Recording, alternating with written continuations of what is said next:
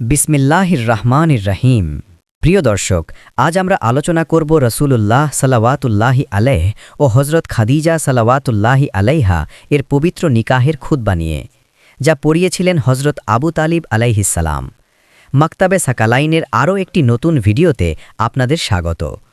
ইতিহাস সাক্ষী, নবী করিম সাল্লাওয়াতুল্লাহি আলাইহ ও বিবি খাদিজা সাল্লাওয়াতুল্লাহি আলাইহা এর পবিত্র নিকাহের খুতবা পাঠ করেছিলেন তারই মহান চাচা, কাফিল ও রক্ষক হজরত আবু তালিব আলাইহিসসালাম। কিন্তু বিস্ময়ের বিষয়, কিছু লোক নাউজুবিল্লাহ তাকে অমুসলিম হিসেবে দাবি করে। প্রশ্ন হচ্ছে, যদি আবু তালিব আলাইহিসসালাম অমুসলিম হতেন, তবে কোন শরীয়তের অধীনে তিনি রাসূলুল্লাহ সাল্লাওয়াতুল্লাহি আলাইহ এর নিকাহ পড়ালেন?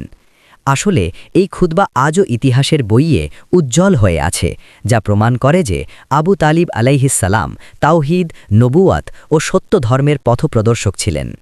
এই ঐতিহাসিক খুতবাটির বর্ণনা পাওয়া যায় ইবন হিশাম রচিত আস-সিরাতুন নবিওয়াহ খণ্ড 1 পৃষ্ঠা 188, 2 আল বালাজুরি রচিত আনসাবুল আশরাফ খণ্ড 1 পৃষ্ঠা 95।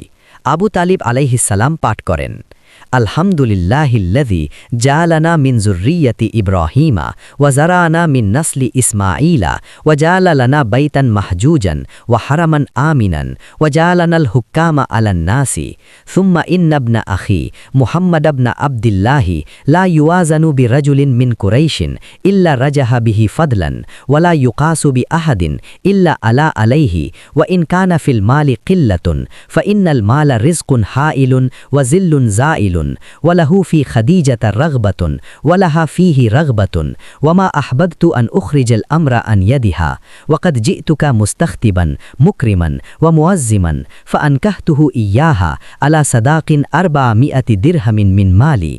যার বাংলা অনুবাদ হল, সমস্ত প্রশংসা সেই আল্লাহর জন্য যিনি আমাদেরকে ইব্রাহিম আলাইহিসসালামের বংশধরদের মধ্য থেকে নির্বাচিত করেছেন এবং আমাদেরকে ইসমাইল আলাইহিসসালামের বংশধরদের থেকে প্রস্ফুটিত করেছেন, যিনি আমাদের জন্য কাবা ঘরকে কিবলা বানিয়েছেন এবং একটি নিরাপদ হারাম দান করেছেন, যিনি আমাদেরকে মানুষের মধ্যে নেতৃত্ব ও মর্যাদা দান করেছেন। নিশ্চয়ই আমার ভাতিজা মুহাম্মদ ইবনে আবদিল্লাহ সাল্লাওয়াতুল্লাহি আলাইহ এর তুলনা কুরাইশের কোনো পুরুষের সাথে করা হলে তিনি ফজিলতে তাদের চেয়ে ভারী হন, আর কারো সাথে যদি তার তুলনা করা হয় তবে তিনি মর্যাদায় ঊর্ধ্বে থাকেন। যদিও সম্পদের ক্ষেত্রে কিছুটা অভাব রয়েছে, কিন্তু সম্পদ তো কেবল একটি ক্ষণস্থায়ী রিজিক ও ছায়া, যা কখনো থাকে আবার কখনো মিলিয়ে যায়। প্রকৃত সম্মান হল চরিত্র ও বংশের।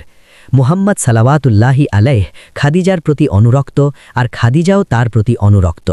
আমি চাইনি যে এই ব্যাপার খাদিজার ইচ্ছার বাইরে হয়, তাই আমি সম্মান ও মর্যাদা সহকারে তার নিকাহ প্রস্তাব করছি এবং আমার সম্পদ থেকে 400 দিরহাম মহর নির্ধারণ করে মুহাম্মদ সাল্লাওয়াতুল্লাহি আলাইহ এর সাথে খাদিজার নিকাহ সম্পাদন করছি।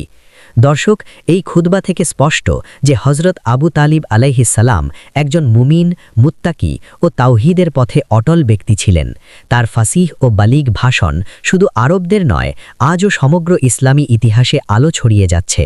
অতএব যারা তাকে অমুসলিম বলার চেষ্টা করে, তারা প্রকৃত ইতিহাস ও প্রমাণ অস্বীকার করছে এবং নিজেদের ঈমান নষ্ট করছে।